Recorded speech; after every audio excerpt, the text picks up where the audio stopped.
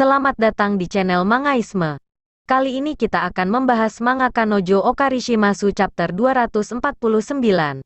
Dan sebelum admin lanjutkan videonya, jangan lupa like dan subscribe di video ini.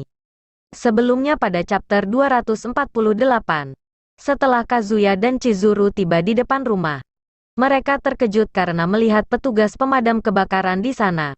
Sepertinya gempa yang terjadi pada hari itu adalah salah satu penyebabnya. Dan demi keselamatan mereka, semua orang harus mengungsi. Karena mereka tidak akan bisa tinggal di kontrakan itu untuk sementara waktu. Dan sebagai kompensasi bagi mereka yang harus pindah adalah uang sewa 10 bulan yang dibayarkan kembali. Kazuya dan Chizuru tidak terlalu ingin mempercayainya. Tetapi Mini menjelaskan bahwa tetap tinggal akan terlalu berbahaya. Jadi mereka mengambil tindakan sebelum sesuatu yang buruk terjadi. Kazuya mengira ini adalah akhir dari dirinya sekarang. Terutama karena dia tidak akan berada di samping Chizuru. Banyak obrolan ringan antara mereka. Sementara Mini akan tinggal dengan beberapa teman. Kazuya akan pergi ke tempat orang tuanya dan Chizuru akan tinggal di rumah neneknya untuk malam ini. Tapi di sisi lain dia tidak yakin apa yang harus dilakukan setelahnya. Dia bilang dia berharap menemukan sesuatu dengan uang kompensasi. Sementara itu Mini mengomentari dengan ekspresi datarnya. Kemudian ketika Chizuru mau pergi, Kazuya menjadi sedih.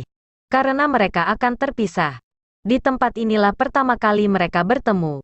Dia juga ingat sekilas balik ke momen bisbol. Ketika mereka berkata, mulai sekarang kita sama. Mari kita menjadi tetangga yang baik. Di sisi lain dalam hati Kazuya berkata, kalau malapetaka yang sebenarnya adalah ketika dia dan Chizuru tidak bersama lagi.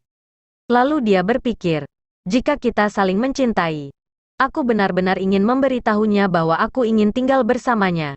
Tapi sekarang, tidak ada yang bisa saya lakukan. Kemudian mereka pergi ke tempat tinggal masing-masing. Sementara Mini hanya menatap punggung mereka berdua.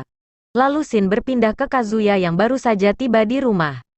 Tetapi yang dia temukan adalah seorang pria bernama Juki. Dia adalah seorang pria dari Filipina yang lagi magang di Jepang, dan bekerja paruh waktu di toko Kinoshita. Nenek meminjamkan kamar Kazuya ke dia, sekaligus memberitahunya kalau dia tidak boleh tinggal lama.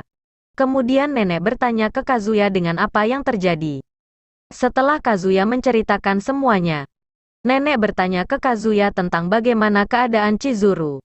Nenek juga menyalahkan Kazuya. Mengapa dia tidak menggunakan kesempatan ini untuk meminta Chizuru agar tinggal bersamanya?